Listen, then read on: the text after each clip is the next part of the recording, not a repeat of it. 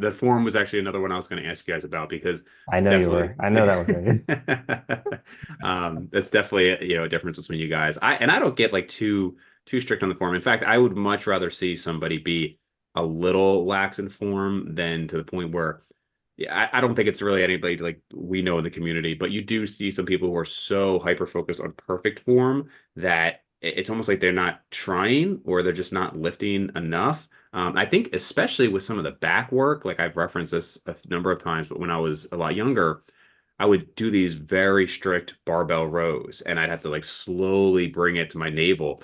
And I mean, the weight that you could use is maybe half to be able to do that. Now, I think that now I can kind of do both. And we know some of the stuff with length and partials, like you could still go slow and control, then just allow maybe range of motion to go more with the lengthened portion and not have to have that peak contraction. But point is, I see it especially with back work that some people, it's like they're almost so strict that it maybe is to the detriment. Not that I'm saying I think people should just be slinging the weight or anything, but obviously both can work. I've talked too much. I'm gonna let Jeff talk. Okay. Um, yeah, I look at it as kind of a continuum. You see guys like, I don't know, Branch Warren or something on the one hand, where they're just absolutely, it's as much weight as possible, as loose as possible. Partner is helping near the end, and they're going, 8 reps beyond failure. And I do think side of that is just not sustainable. You're getting stimulus for sure. I mean, it'll if you survive it, you'll grow. It's like those Kenyan distance running camps where they took 1,000 runners and just destroyed them with all the training, all the variables turned all the way up, and then if you survive that, you were a world champion. But for an individual to choose the best strategy, that's probably not great because there's a good chance that you won't survive it, especially long term. On the other hand, you have guys, and I have seen this, where they are ridiculously controlled, where everything is just slow, 10-second reps. And I do think that training like that can get in the way of effort, as you said, Dave. And I've heard people say stuff like, oh, I lost my mind muscle connection. And I'm just sitting there thinking, yeah, well, that's okay. You don't have to have like this contracting feeling all the time. Your muscles are still working, even if you don't get like that sort of cramping sense all the time. And later reps, you might lose that full mind muscle connection, and that's okay. And so most people are going to be somewhere in the middle. I'm definitely a little bit more on the loose side of things, but only on some movements. I don't really see the point in doing that on a bench press where the strength curve it's most difficult in the middle, and so those are more controlled than they used to be. Same thing with a shoulder press. Same thing with pretty much any lower body compound, squats, hinges. Those are generally pretty controlled. I'll tend to get a little bit looser on like a cable lateral raise where I'll lean into it a little bit. I'll get more of a stretch. I'll get more momentum on something like a spider curl where it's most difficult at the top.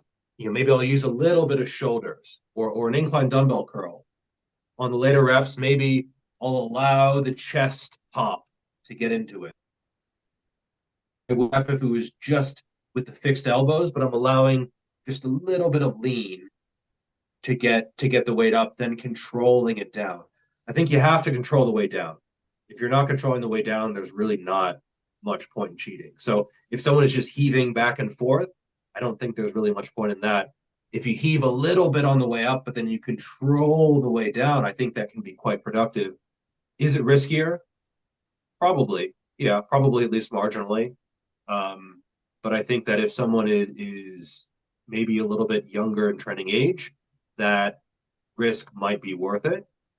But I think it's also worth considering what you might want in the future, right? Like what the future you might want. So I think the way you train is where or at least is closer to where I will be when my training age is 15, 20 years, 25 years. Because even if I'm seeing good results, I'm not like a special snowflake. And I look at most guys they've been training 20, 30 years. And yes, they have controlled things more as time went on. And they got a little bit stricter as time went on. And so I'll probably go that same way at some point. and I try to only cheat on the very safe exercises, the ones where Let me are ask you fairly something real snap quick, free. Jeff. Can I interrupt? Is it Yeah. really cheating though?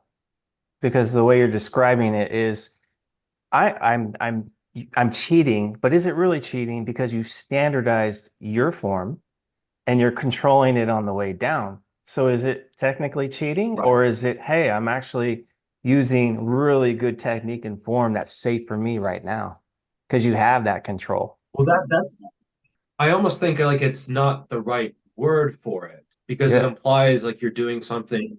nefarious Right. or A or cheat Exactly. meal. That's what I'm saying. yeah, It's like like you're you're cheating not on the doing test. something wrong. If you're swinging for the trees and you're at high risk for injury, that's different. Then yeah, you're cheating and you're risking injury. But like if you're fully controlled, even quote unquote cheating it Right. up, you're still in total control doing it.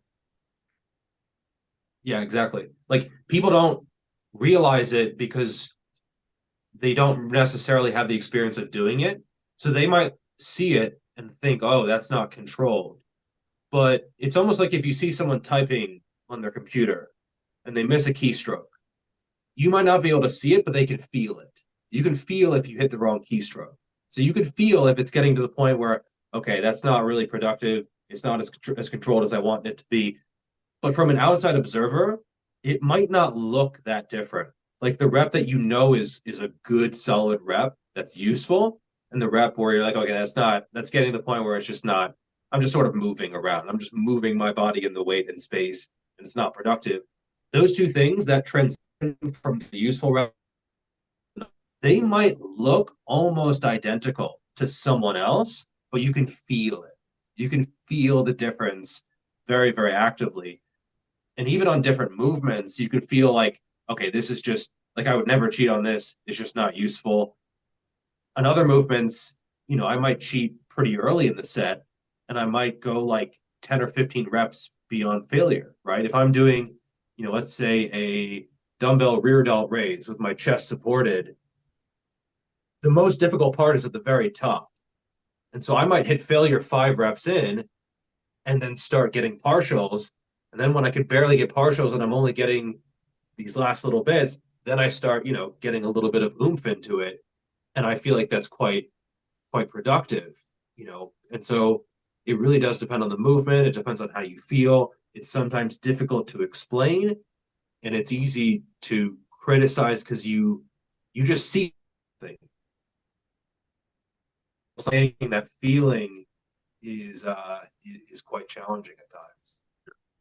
I can't help but think if Mike Israetel was here, he would say, "Hey, if you and your wife are swingers, is it really cheating?" Right? It's all contextual. And I would say if you're Yep. you plan a cheat meal, right? It's not really cheating, right? So I think that's a good point that Jeff brought up.